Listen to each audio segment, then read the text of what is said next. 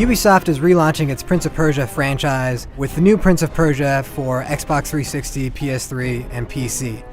This is a brand new Prince with a brand new storyline, and the sands of time that we've come to know and love are actually gone away. So for those who are expecting the same old Prince of Persia that you've known and loved, you're in for a bit of a surprise.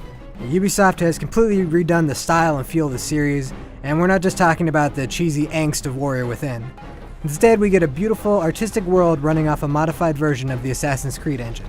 Oh, emo Prince, how little you are missed. Hey, I'm a legend. I'll live forever anyway. Wow, that sounded better in my head than out loud.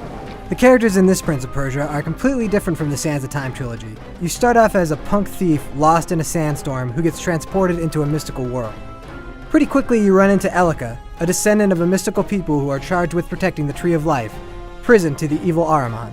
Faster than you can say Akami, Ahriman is freed and the world is overtaken by corruption. The prince and Elika must fight to heal the lands and restore them to their former beauty. As familiar as this story may be, it's actually pretty good. Elika is going to be the character that people care about. She saves you when you're about to die, never acts out of turn, and accepts your boorish behavior. She's the perfect girlfriend. Most of the emotional weight comes from Elika, and she's a likable secondary character in the vein of Alex from the Half-Life series. The new prince follows tradition and is a smug jerk. We're not sure why the prince has to be a jerk all the time, but at least he follows in that jerk tradition. Oh, you're heavier than you look. Playing Prince of Persia is like running through a watercolor painting. It's absolutely gorgeous, and there's something magical about the art style. Now there are 4 main worlds, and each has its own feel. Everything from a city of pillars to crumbled stone and lava. If you get high enough, you can even see the parts of the land that you've saved from corruption, and the areas that you haven't healed yet. Now, this game runs beautifully. Sure, there is occasional slowdown, but there's minimal loading and texture pop-in, and just the art style itself is so vibrant and beautiful, it's unlike anything I've ever seen in a video game. The gameplay may turn some people off, though. The prince that you control at the start of the game is the same prince that you control at the end of the game. He doesn't learn new moves or upgrade his weapons at all, he's always going to use the same sword. The controls are really simple. There's a button for acrobatics, a sword button, a button to control your gauntlet to grab onto walls or to launch enemies into the air, and a button to use Elika. Combat is always 1-on-1 or 1-on-2 if you're counting in Elika, and it's a lot slower paced than many people are going to be used to. So if you want to try to button mash, you're really not going to get a lot out of the combat. This is not a bad thing, it's just different.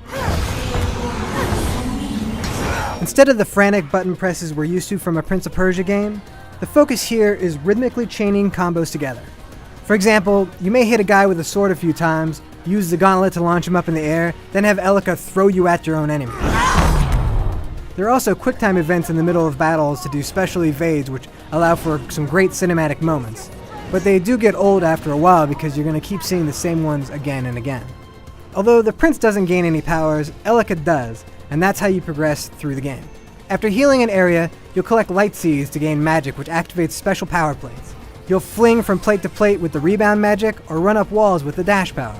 Now each of the different stages will have specific magic plates in them, so the order that you choose to unlock the powers is also going to be the order in which you're going to be able to play through the different worlds.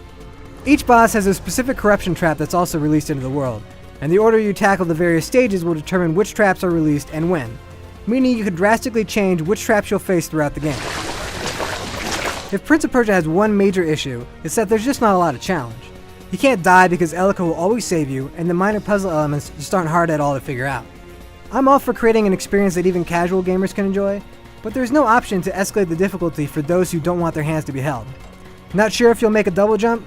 Don't worry, the color drains from the screen when you need to use Elika for a double jump. Can't tell when an enemy is about to counterattack? No sweat. A button prompt will appear to warn you. Again, there's nothing wrong with making things easier for the masses, but there's no reason to exclude a tougher challenge for those who want it. This concern aside, Prince of Persia really is more about the experience. I'd have a much bigger problem with the lack of difficulty if it wasn't for the fact that the game is really still rewarding and enjoyable despite this issue. This is the type of game you want to sit back and enjoy.